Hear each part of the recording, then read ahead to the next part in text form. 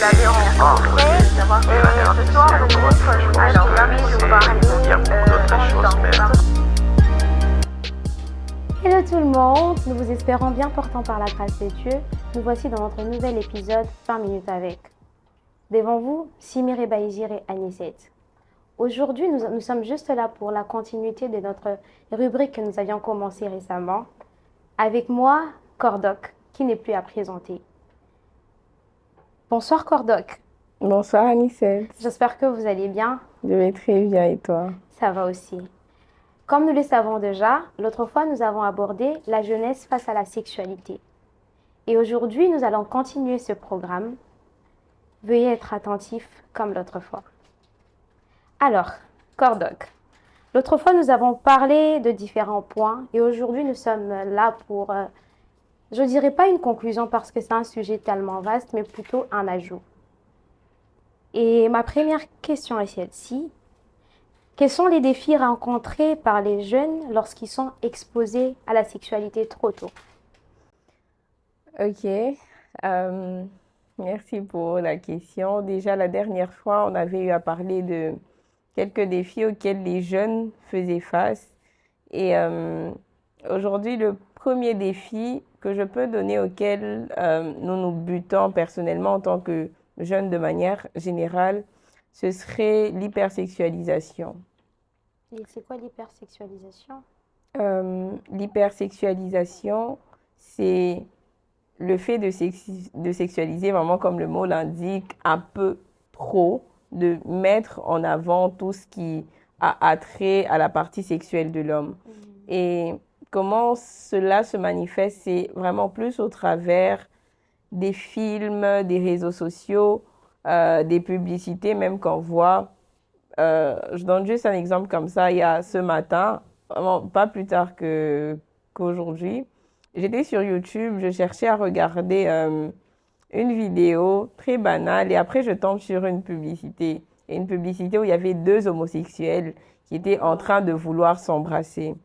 Ça montre déjà à quel point non seulement la partie sexuelle est très mise en avant, mais également cette partie mauvaise, si je peux dire ça comme ça, pour nous qui sommes enfants de Dieu, parce que on considère l'homosexualité comme étant un péché, right?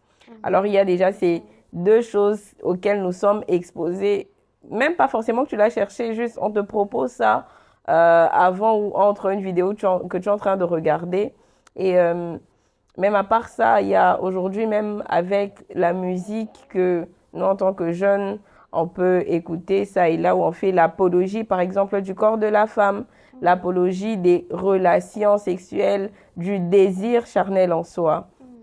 On est vraiment très exposé à ça aujourd'hui et plus tu es exposé à quelque chose, plus c'est de ça que tu vas te nourrir, même inconsciemment. Tu peux tomber sur une publicité, ok, tu swipes. La deuxième, tu avais l'air intéressant. La troisième, tu t'arrêtes, tu prends ton temps. Et ce sont des choses inconsciemment qui sont en train de te nourrir et qui, comment dire, qui font grandir le désir sexuel en toi en dehors du mariage.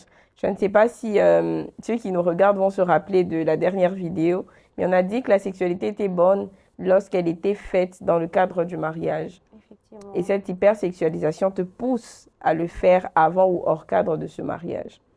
Alors ça, c'est le premier défi que je peux donner. Le deuxième, je parlerai peut-être de la pornographie et de la masturbation, par exemple. On a souvent vu des exemples où c'est plus les hommes, les garçons qui sont exposés à ça, mais il y a aussi beaucoup de femmes qui le sont, malheureusement, mais qui n'en parlent peut-être pas, oui. À la pornographie et à la masturbation? Oui, il y en a vraiment énormément. À l'étranger, vous verrez, ce ne sont peut-être pas des pratiques qu'on a souvent vues ou entendues en Afrique, peut-être parce que c'est caché, je ne sais pas. Mais par exemple, à l'étranger, c'est très facile d'entendre même une femme, j'ouvre juste une parenthèse, je ne sais pas, peut-être c'est drôle ou pas, mais un jour, lors de mon stage, il y avait une femme qui était venue dans le cabinet qui expliquait par exemple au médecin comment elle n'était pas satisfaite pleinement de son conjoint et elle utilisait des jouets pour se faire plaisir. c'est de la masturbation, n'est-ce pas? Effectivement. Et c'est des défis auxquels on est lié, nous. Pourquoi? Parce que la pornographie, par exemple, c'est quelque chose auquel on a accès très facilement, vous voyez. Tu peux juste prendre ton téléphone sur, je sais pas, sur une plateforme quelconque, chercher des vidéos comme ça, tu trouveras ça très facilement.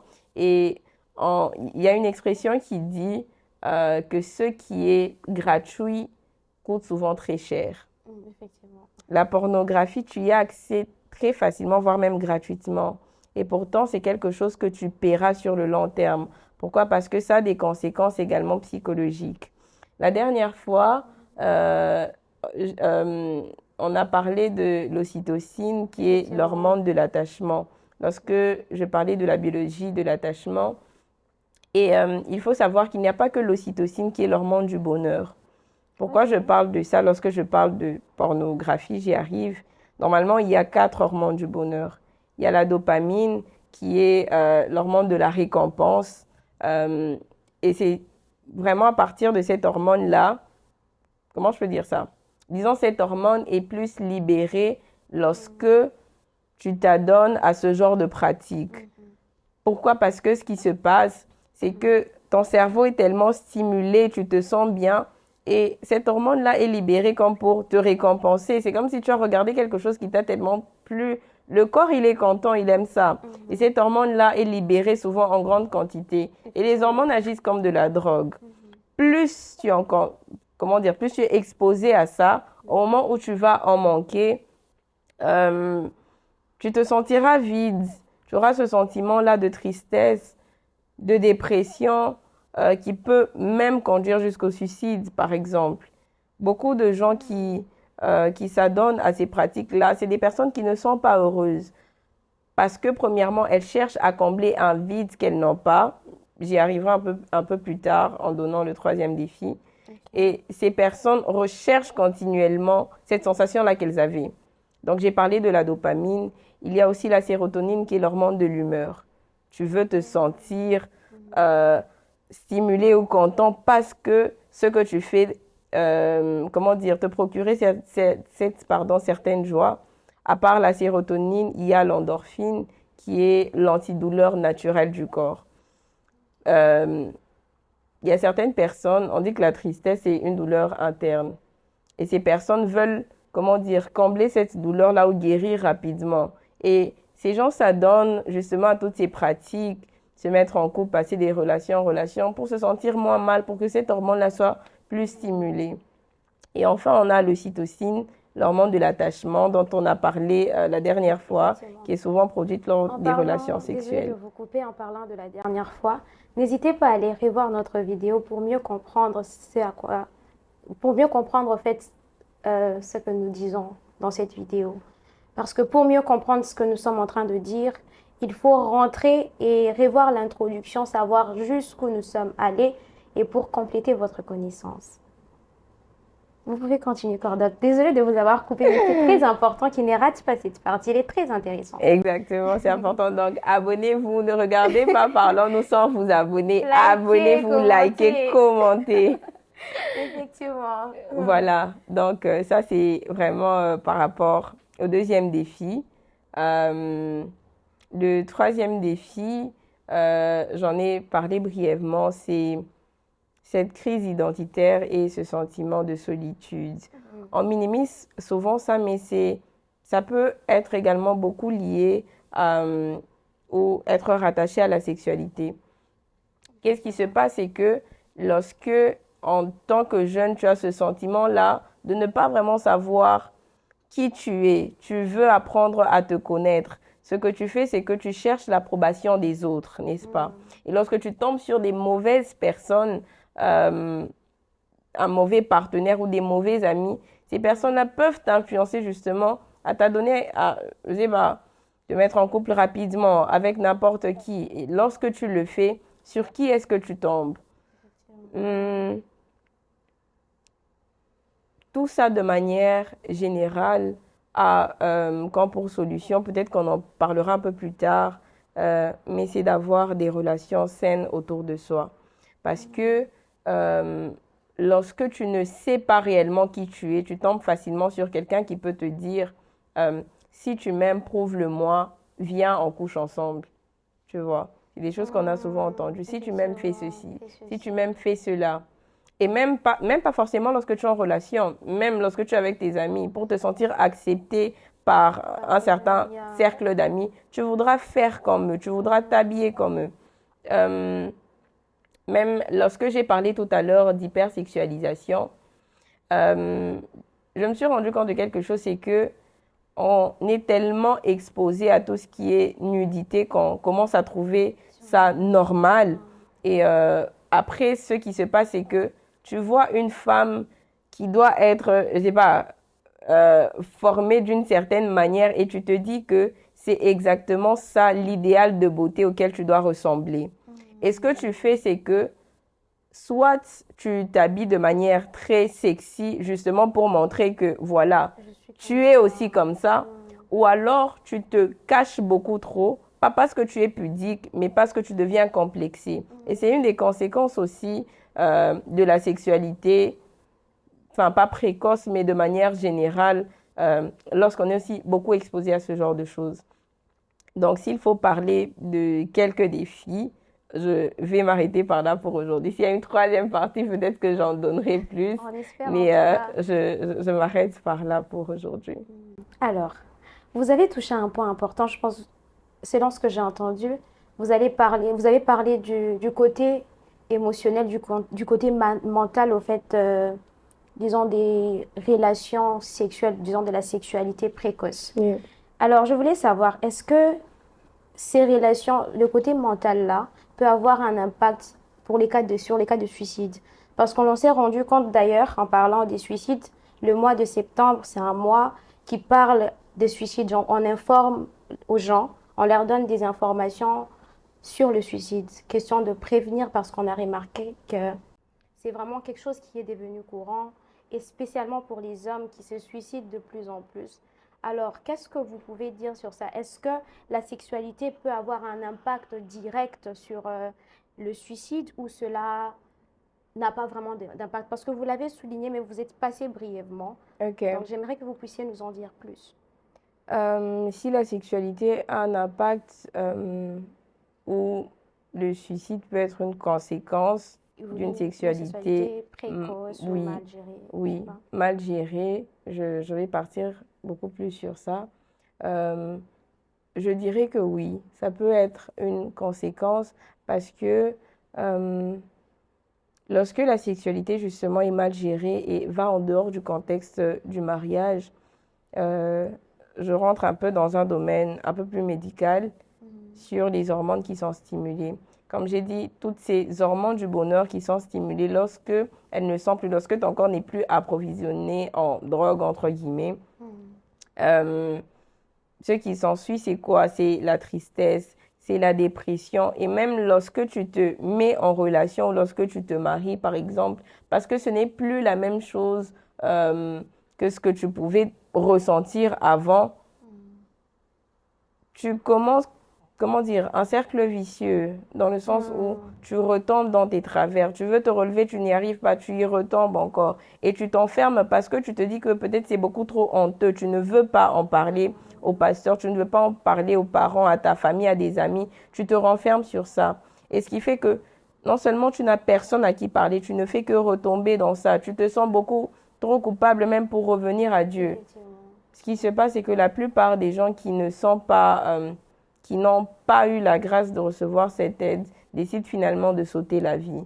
Pourquoi? Parce que on banalise souvent la dépression ou les mots MAUX intérieurs qu'on peut ressentir. On les banalise jusqu'à ce qu'on se rende compte qu'on est déjà arrivé au bord du gouffre. La seule chose qui te reste à faire, c'est sauter parce que tu te dis, bon, il n'y a plus personne pour m'aider. Qu'est-ce que je vais faire? Comment je vais en parler, etc. Donc, tu as cette peur-là d'être jugé. Tu ne sais pas comment t'en sortir parce que, petite parenthèse, consulter un psychologue chez nous en Afrique, c'est signe de faiblesse, n'est-ce pas? Effectivement. Et justement, beaucoup de gens n'arrivent peut-être pas à s'en sortir parce qu'ils ne voient peut-être que des pasteurs qui décident seulement de chasser les démons, alors que d'autres personnes ou d'autres maux ne sont pas causés que par des démons, mais ont besoin d'être guéris mentalement, si je peux dire ça comme ça. D'accord, merci beaucoup de nous avoir éclairé sur ce sujet. Avant de passer à ma dernière question, parce que vous avez mentionné, il y a 2 points que vous avez mentionnés, notamment une relation saine et la masturbation, mais vous n'avez pas donné les conséquences. Y a-t-il des conséquences liées à la masturbation ou voilà, vous avez parlé aussi de, je pense que c'était la masturbation et quel autre point? Je viens d'oublier le point. Bon, j'avais lié plus la masturbation avec la Avec la pornographie, pornographie, j'avais lié les deux. effectivement, ce sont les Oui, 2 points-là. les conséquences Les physiques, conséquences c'est ça? physiques, y a-t-il des conséquences émotionnelles qui Oui, peuvent survenir après? les conséquences émotionnelles sont celles que j'ai citées tout à l'heure, dans le sens où tu deviens vraiment dépendant à ça et tu deviens frustré. Pourquoi? Parce que l'autre peut-être ne sera pas en mesure de d'assouvir tes désirs ou de te donner le même niveau de satisfaction que tu avais avant lorsque tu pratiquais ces choses. Voilà pourquoi il y a une grande importance psychologique aussi ou un suivi psychologique en dehors vraiment de la prière qui doit être appliqué. Comme conséquence physique, en tout cas, je dirais qu'elles sont quand même moindres par rapport aux conséquences émotionnelles parce que aujourd'hui, il y a certains médecins qui recommandent même la masturbation pour certains cas, vous voyez. Mais ce sont des choses, oui, oui. Il y en a certains qui disent, bon, de toute façon, si tu n'as pas de partenaire, tu peux te satisfaire toi-même. Ne faites pas ça chez vous. Ne Non, faites pas ça à ne chez pas vous, faire. à ne vraiment pas faire. Voilà. S'il y a un médecin qui vous conseille de le faire changer de médecin, venez me voir, Cordoc. par exemple. D'accord, Voilà. merci beaucoup. Alors, le dernier point, c'est, désolée, c'est concernant les relations saines. Vous Oui. avez parlé des relations saines. Qu'entendez-vous par relation saine? Qu'est-ce qu'une relation saine? J'ai parlé de relations saines comme étant une solution justement pour s'extirper comment dire, des conséquences liées à la sexualité mal gérée. Pourquoi est-ce que les relations saines sont importantes? Parce que lorsque tu es dans une relation saine, tu apprends à ne plus te baser sur l'attirance physique, mais sur l'amour véritable. Lorsqu'on voit une relation qui est basée d'abord essentiellement sur l'amour, c'est une relation qui est basée d'abord sur le temps, sur la confiance, sur les sacrifices, sur beaucoup de qualités plus durables que l'attirance qui n'est basée que sur le désir sexuel. C'est quelque chose qui disparaît comme ça. Vous voyez? On a souvent vu ou entendu certaines personnes qui, après s'être connues de manière intime, se détachent. C'est comme ça que vous allez entendre des jeunes femmes en train de se plaindre. Non, je lui ai donné ce qu'il voulait, après il est parti. Non, on était ensemble pendant des années, mais juste lorsque je me suis donnée à lui, il a arrêté de me répondre, il a commencé à me ghoster, comme on dit aujourd'hui. Il m'a enlevé de tous les réseaux, etc. Justement parce que vous ne vous êtes basé que sur cette attirance qui, comment dire, qui passe aussi rapidement qu'elle est arrivée. Mais lorsque vous apprenez à vous bâtir sur l'amour, c'est quelque chose qui, on ne se rend pas compte en tant que jeune, mais c'est tellement important parce que ça te préserve de beaucoup de conséquences dont on a parlé, qui sont des conséquences psychiques, dont on a parlé lors de notre première vidéo. Lorsque je parle des relations saines, je parle aussi beaucoup de la notion du consentement. La notion du consentement intervient à partir du moment où d'abord tu te respectes toi-même, pas seulement les femmes mais aussi les hommes. Se respecter, c'est savoir ses limites. Par exemple, tu te dis, ok, que ce soit en amour ou en amitié, je n'arriverai pas jusque-là. Vous voyez, je n'arriverai pas jusqu'à me retrouver, je ne sais pas moi, dans une chambre avec une fille, dans une chambre avec un homme. Je n'arriverai pas jusque-là. Tu te donnes toi-même ce respect, afin que même lorsque tu es en relation, l'autre te respecte aussi suffisamment. Lorsque toi, tu as déjà dit non, moi, quand je dis non, c'est non, je ne ferai pas ça. Que l'autre aussi te respecte. Lorsque cette autre personne n'est pas capable de te respecter, quitte cette relation. Parce que tu auras des traumas après que le pasteur aura du mal à guérir. Il sera là et toi en train de te demander non, pardonne aux hommes. Et c'est toi qui penses que les hommes sont tous pareils, pardon. Men are trash. C'est parce que justement, on t'a déçu, on t'a blessé avant et que tu es là. Le pasteur a beaucoup de travail maintenant sur ta personne. Vous voyez un peu. Donc, bâtis vraiment des relations saines autour de toi.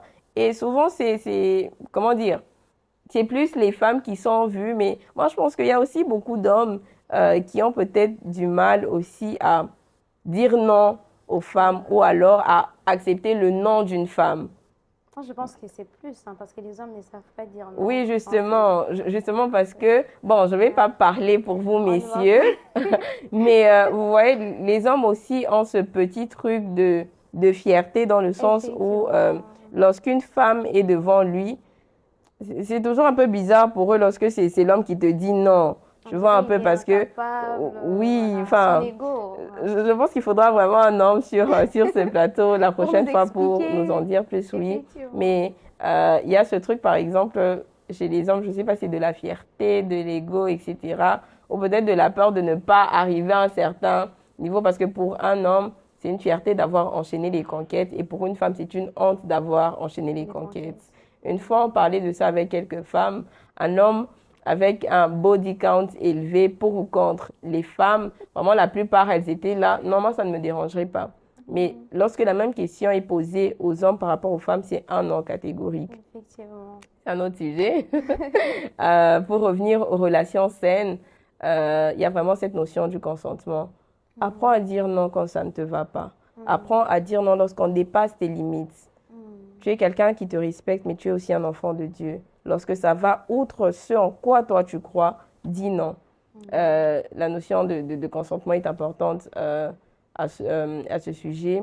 Et comme dernier point pour les relations saines, je dirais vraiment baser sa relation sur la parole de Dieu. Parce qu'étant donné qu'il n'y a pas plus saint que notre Dieu, et il nous a démontré lui-même à quel point notre relation avec lui était parfaite. Il nous a en tout cas montré le modèle parfait d'une relation saine. Christ et l'épouse. Il est parti et l'épouse l'attend sagement. Et vous allez vous rendre compte même que notre Dieu est tellement un Dieu jaloux que lorsque lui n'est pas encore venu te récupérer pour, comment je peux dire, pour le mariage, si je peux dire ça comme ça, sans rentrer dans la parole de Dieu. Mais il est jaloux lorsque tu vas vers d'autres dieux. Les autres dieux, c'est quoi? C'est le monde, c'est l'argent, c'est les femmes, c'est la distraction, c'est tout ce qu'on connaît. Il devient tellement jaloux parce qu'il sait que tu lui appartiens et que vous êtes, comment dire, vous êtes liés par le lien du mariage, entre guillemets, de l'époux et de l'épouse. Et c'est même pour ça qu'on nous demande, nous, d'avoir cette relation saine ou de pratiquer la sexualité seulement dans le contexte du mariage parce que c'est tellement intime. Ne donne pas cette chance à tout le monde de passer par là. Ne donne pas ce don de Dieu, ce cadeau précieux à tout le monde.